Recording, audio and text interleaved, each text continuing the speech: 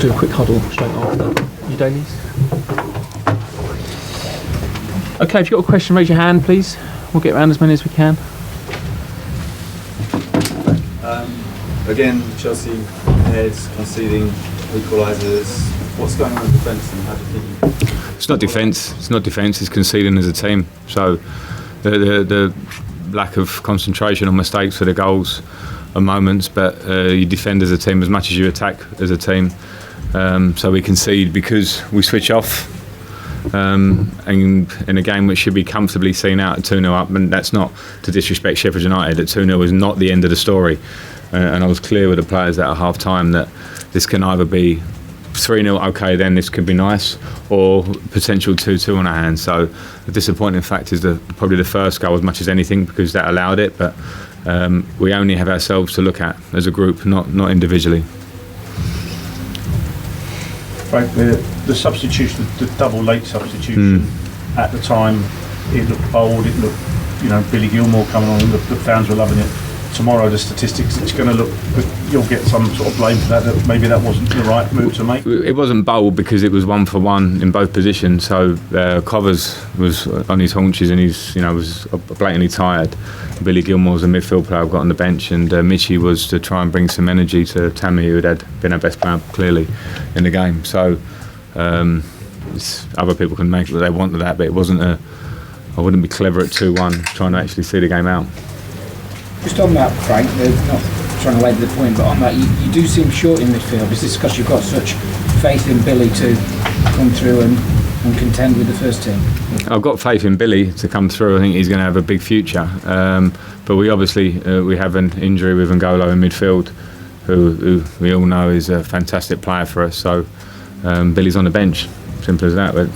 As we know, we have a ban, and the squad is what the squad is. We've seen two senior midfielders go, and I know they haven't been involved last year either, with Drinkwater and Bakayoko. Can you explain the thinking?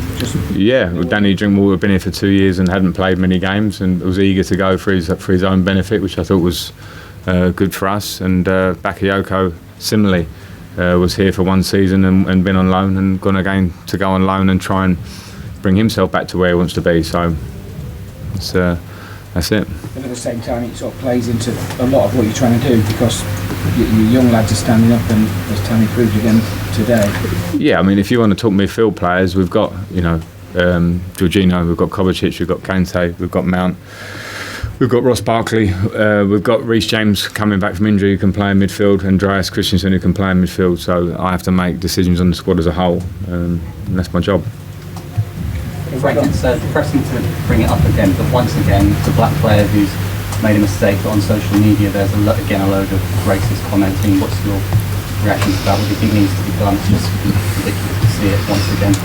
Yeah, I'm probably going over the ground I went round with Tammy, even before. That firstly, it's the person who does it, wherever they're hiding from, and secondly, we have to look at social media and the platforms and give them some accountability to actually have people who register who could be chased down for it. I think it's simple. Unless we get to that, then how horrible that conversation is, we're all going to get tired talking about it, because if there's no culpability to anybody, then anyone can say to anyone. I don't care if it's racism, could be calling names, could be homophobia, could be sexism, could be everything. If we allow it, then unfortunately in modern society it's out there, and it has to be dealt with. Would you hope that Chelsea maybe can meet up with social media companies? I think we have plans to do that. So everyone knows, in the way I speak and the way the club act consistently, where we want to go with it, and it's particularly not particularly if it's our player, any player. So we're clear about that. Frank, on a different subject, Frank, Tomori, and you rested Christensen. Just ask what you're thinking was behind that. Because I think Tomori has played very well for me last year, and training at a really high level, and I've got competition at centre back, so it was he deserved to play, and I thought he played well. So it was just a choice. Yeah. Liam? Are you worried about still searching for the right defensive combination? Switching the centre backs around? No, I wouldn't say I'm worried about it. It's I'm trying to work all over the team to get the right combination. Rudiger now is fit after the international break, so it gives me another choice. I said it before. You can isolate goals and talk about centre backs or whoever. It's not. It's team. When we score goals, it's because sometimes of a centre back moving the ball quickly on the opposite side of that. So I'm not relating the centre back issue. I'm confident and trust completely the 4 centre backs that I have. We're just in a moment now where we obviously need to stop conceding so many goals.